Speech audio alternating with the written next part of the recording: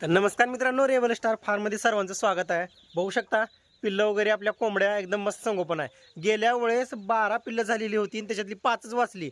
पण 5 मध्ये बघू शकता कोंबड्या 1 2 आणि ती 3 2 कोंबडी आणि कोंबडी 5 वाचले। आता 10 सध्या आहेत आणि 10च्या 10 वाचतील असं नियोजन केलेलं आहे आपण। कारण काय होतं, पावसाळ्याच्या सुरुवातीला सगळीकडे सोयाबीन वगैरे हिरवं असल्यामुळे ते मुंगसानं लई म्हणजे एवढा काव दिलता आधीच्या बहीण। आणि महत्त्वाचं तुम्हाला सांगतो मी, इथून पुढं अगदी 20 दिवसाच्या आत आपल्या सर्व शेळ्या आता येणार आहेत। म्हणजे आता 5वा महिना लागलेलाच आहे 12 तारखेपासून, 10 11 12 तारखेपासून। तर बघा आता तुम्हाला जर विचारलं तर ह्या तिन्ही शेळ्यांपैकी त्या हुंडी एक, ती आणलेली एक 2 जे बकरे होते पांढरे वगैरे ती शेळी आणि म्हातारी शेळी, तर तुम्ही म्हणताल कोणती आवडते, तर तुम्ही म्हणताल हुंडी आवडते।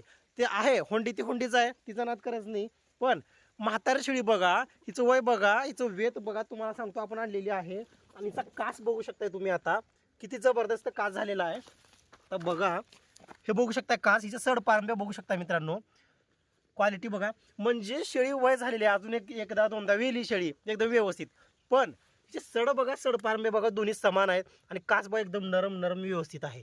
तर अशा शेळींची निवड केली पाहिजे शेळीपालनामध्ये, कधी पण लक्षात असू द्या। हे बघा जनावरांच्या दिसण्यावर कधी जायचं नाही। तिचा म्हणजे पोटाचा घेर वगैरे बघा तुम्ही, व्यवस्थित बघा, रचना बघा।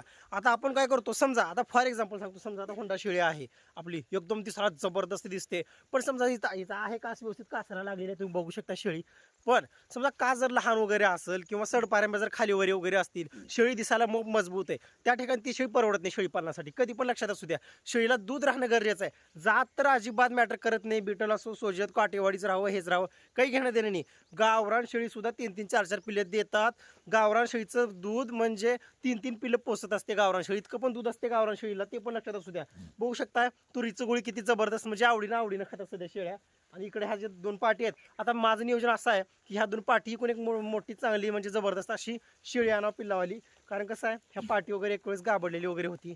आणि इकडे बघू शकता स्प्रिंकलर वगैरे चालू आहे व्यवस्थित। कारण आजचा व्हिडिओ बनवण्याचा उद्देश असा आहे की आता लवकरात लवकर आपल्या फार्मवरती पिल्लं येणार आहेत, अजून 5 ते 6 पिल्लं, अजून 1 ते 2 महिन्यामध्ये नक्कीच आपण शेळ्याचं वगैरे नियोजन करणार आहोत, 100% शेळ्यांचं नियोजन करणार आहोत। कारण कसं आहे, जर चारा नियोजनामध्ये जर आपण कमी पडलो तर शेळीपालन फार्म बंद पडतं मित्रांनो। कारण शेळ्यांना खाणं वगैरे खादगी भरपूर लागत असते, खुराकाचं नियोजन करावं लागत असते, भरपूर चारा लागत असतो। झालं आता उन्हाळा, म्हणजे आता उन्हाळ्याला सुरुवात झालेली आहे। आता दुपारी आमच्या इकडे एवढं जबरदस्त ऊन पडते की शेळ्या ऑटोमॅटिक इकडे पत्र्यात घ्यावं लागत आहेत, एवढा उन्हाळा चालू झालेला सध्या। त्याच्यामुळे बाहेर फिरवण्यासाठी काही राहिलेलंच नाही किंवा बाहेर आपण फिरू शकत नाही। पण फक्त तुरीच्या गुळ्यावरती आपलं सध्या नियोजन चालू आहे आणि ते पण थोडंच आहे। त्याच्यामुळे आता तुरीचं गुळ्या आपल्याला विकत वगैरे घ्यायच्या, 4-5 ट्रॉयल्या, व्यवस्थित नियोजन करायचं, तुरीच्या कोटाराचं वगैरे, भूस वगैरे जे काय आपण म्हणत असतो त्याचं नियोजन झालं की मस्त आपण शेळ्यांचं नियोजन सुद्धा करायचं मित्रांनो। आता आपण चारा नियोजन वगैरे सर्वांना माहितीच आहे तिकडं। आणि इकडं बघा काळी जी कोंबडी आहे त्याच्यामध्ये म्हणजे 10 अंड्यावर ठेवलेली आहे, त्याची आपला डब्बा ठेवलेला आहे। आणि इथं आपली पांढऱ्या कोंबडी व पिल्लं असतात। बघू शकताय कोंबडा एकदम जबरदस्त प्युअर गावरान कोंबडा आहे तो, बघू शकताय।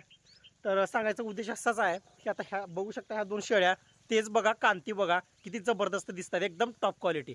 म्हणजे कसं आहे, विशेष संगोपनाचा आहे, फक्त तुरीच्या गुळ्यावरती संगोपन चालू आहे आणि थोडासा मेथी घास, याच्या व्यतिरिक्त काहीच नाही। हां, खुराक मात्र आहे बरं का, कधी पण लक्षात असू द्या, खुराक वगैरे आहे सध्याला, काय म्हणजे लिव्हर टॉनिक वगैरे सगळं बंद आहे। आणि बघू शकताय आणि सकाळची वेळ आहे, आताच बाहेर सोडलेली आहेत। आणि शेळ्याचं बघा तुम्ही तब्येत वगैरे किती जबरदस्त दिसतंय। मग असं नियोजन असलं पाहिजे का शेळीपालकाचं, मग कुठेतरी बंदिस्त शेळीपालन परवडत असते।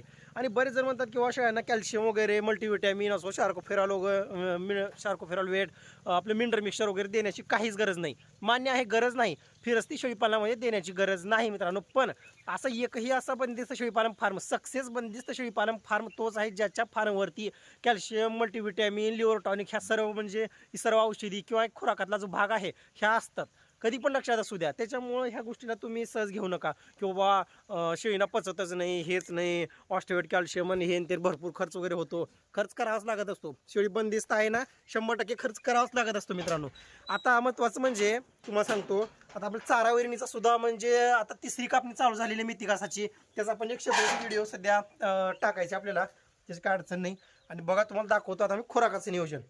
इकडे बघा आता शेळ्या बाहेर सोडलेल्या आहेत आपण, आणि खुराकाचं जर नियोजन म्हणलं तर बघू शकता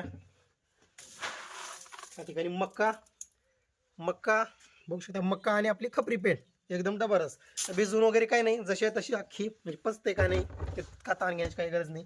25 रुपये किलोनं मका भेटलेली आहे आणि 50 रुपये किलोनं खपरी पेंड म्हणजे शेंगदाणा पेंड भेटलेली आहे. तर असा खर्च असं खुराकाचं नियोजन करावंच लागत असते.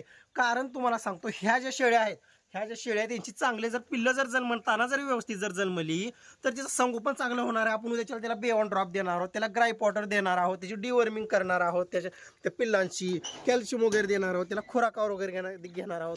ह्या सर्व गोष्टी त्याला पचायला पाहिजे. त्याच्या शरीरामध्ये रोगप्रतिकारशक्ती चांगली तयार व्हावी. ह्या सर्व गोष्टी म्हणजे कसं आहे एकमेकावरती डिपेंड आहे. आता बघा शेळीला जर चांगलं दूध आहे, भरपूर दूध वगैरे आहे, ऑटोमॅटिक पिल्लाचं संगोपन चांगलं होते. आणि जे काय आपण जे संगोपन जे करणार आहोत औषधी वगैरे म्हणजे आपण म्हणत असतो की बाबा थोडंसं मल्टीव्हिटॅमिनचे ड्रॉप वगैरे ह्या सर्व गोष्टी त्या पिल्लांच्या शरीराला लागू होत असतात मित्रांनो. त्याच्यामुळे कधी पण लक्षात असू द्या गाभण शेळीला 100% तुम्ही खुराक देत चला.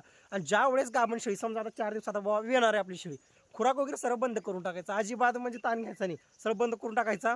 चारा एकदम व्यवस्थित द्यायचा शेळीला, पाणी वगैरे टायमाला थोडंसं लक्ष देत निवांत राहायचं. काय प्रॉब्लेम होतच नाही. आता बरेच जण म्हणतील की बाबा 4 दिवसात शेळी येणार आणि तुम्ही खुराक कसं बंद करायला होताय. हे बघा कसं असते तुम्हाला सांगतो. एक तर शेळी वेळेला झालेली असते आणि शेळी खुराक खाल्ली, पाणी वगैरे पिली, थोडंसं म्हणजे ते खुराक थोडंसं पोटामध्ये फुगल्यामुळे कसं आहे पिल्लांना हालचाल करण्यासाठी खूप त्रास होत असतो. त्याच्यामुळे थोडं शेळी कणते वगैरे, त्याच्यामुळे काहीच ताण घ्यायची गरज नाही. कारण जो शेळीपालक 2-2, 3-3 महिने खुराकाचं वगैरे नियोजन करतो त्याला काहीच गरज नाही की बाबा विचार करण्याची किंवा 4 दिवस अगोदर आम्ही बंद करावं वगैरे. बघू शकता की पाट वगैरे आहे.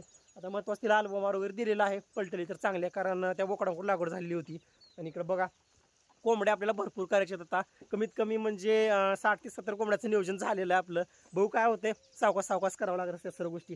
पण ह्या मिरगापर्यंत आपल्यापाशी भरपूर शेळ्या आणि भरपूर कोंबड्या असणार मित्रांनो. हा सर्व आपला जो फार्म आहे रेबर स्टार फार्म, याच्यामध्ये भरपूर तुम्हाला शेळ्या दिसणार, भरपूर म्हणजे माहिती भेटणार तुम्हाला.